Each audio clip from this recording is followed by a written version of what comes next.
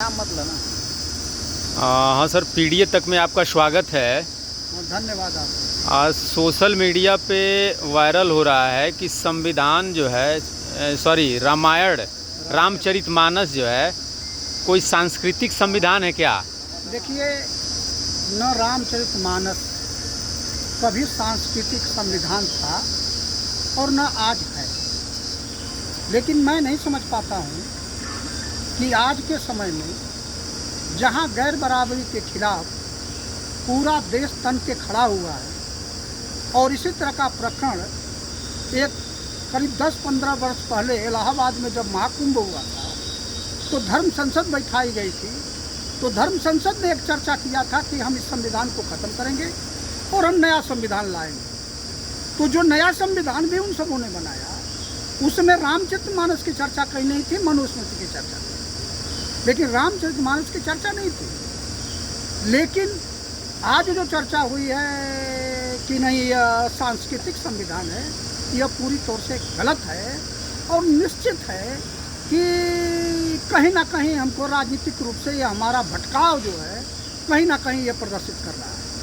आज हालत है कि पूरे देश में आप इसके पहले पार्लियामेंट के चुनाव में आप जाइए, जब चर्चा छिड़ गई थी कि 400 से ऊपर की सीटें बनेगी तो हम इस संविधान को ख़त्म करेंगे, पूरा देश एक साथ इकट्ठा हुआ और देश में जो सांसदों की संख्या बढ़ी और विपक्ष जो ताकतवर हुआ वह एकमात्र संविधान के सवाल पर हुआ।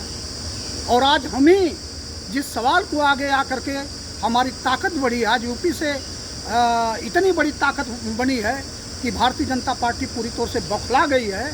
आज मैं अपने हाथों से ही अपनी ताकत को ख़त्म कर रहा हूँ और मैं अपने मुद्दे से भटक गया और भटक करके आज हम पूरी तौर से ले आकर के आज हम ही चर्चा करना शुरू किए हैं कि यह एक तरह से सांस्कृतिक संविधान है। यहाँ आप बता दीजिए कि जो रामचरितमानस गैर बराबरी की बात करती है, जो रामचरितमानस किसी राजा को महिमा मंडित करती है, आज हालत है कि संविधान के वजह से पूरे देश ने, जिन लोगों ने सपना नहीं देखा था कि मेरी ये गरीबी दूर हो सकती है, मुझे समाज में अपमान जो होता था ये कभी ख़त्म हो सकता है, आज तमाम लोगों ने देखा ही नहीं, आज जी रहे हैं। आज तमाम सारे लोगों को आप देख लीजिए कि अगर कोई आईएएस बन गया तो उसका चपरासी भले ऊंची जाति का है लेकिन उसको पानी दे रहा है, उसका खाना बना रहा है, उसका जूता साफ कर रहा है। यह बदलाव किससे हुआ? संविधान की बदौलत हुआ ना। और जब हम इसको लाएंगे रामचरितमानस को तो इसका मतलब है कि मनुस्मृति को हम जिंदा कर रहे हैं। इसलिए रामचरितमानस कभी संविधान नहीं, सांस्कृतिक संविधान नहीं। क्या राजकुमार भाटी जी का द्वारा जो डैमेज हुआ था उसको सही करने के लिए तो ऐसा नहीं न बोला गया? देखिए, हम आपको बता रहे हैं, खुश करने के लिए किसी विशेष समुदाय को। जब हमको किसी चीज़ का मोह बढ़ जाता है, जब हम लालची हो जाते हैं, जब सत्ता की नशा मेरे ऊपर हावी हो जाती है कि मुझको फला की वजह से सत्ता मिल सकती है, तो हम अपने ही मुद्दे से भटक करके हम तमाम सारी चीज़ों की चर्चा करते हैं जो किसी भी कीमत पर वह दूर नहीं ले जाती है। यह सारे लोग कहीं ना कहीं हमारा नाश करते हैं। यह पूरी तौर से यह जो आवाज़ दी गई है राजकुमार भाटी से पहले कबीर ने कहा था, रविदास ने कहा था, उसके बाद फूले ने कहा था, सावित्रीबाई ने कहा था, रामस्वरूप वर्मा इस बात की लड़ाई लड़े थे। इस बात की लड़ाई पहले ललन सिंह लड़े थे।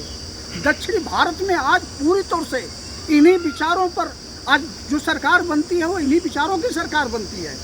आज ये कहीं ना कहीं हम पूरी तौर से अपने रास्ते से भटक गए हैं और उसकी कीमत चुकानी पड़ेगी। और पूरा का पूरा समाज अगर नहीं चेता तो पूरा का पूरा समाज इसकी कीमत चुकाएगा। इसलिए हमको मुख्य धारा में आकर के संविधान हमारा ये दुनिया के ग्रंथों से, भारत में अब अगर आप कहिए तो वेद से, पुराण से सबसे पवित्र जो ग्रंथ है वह संविधान है।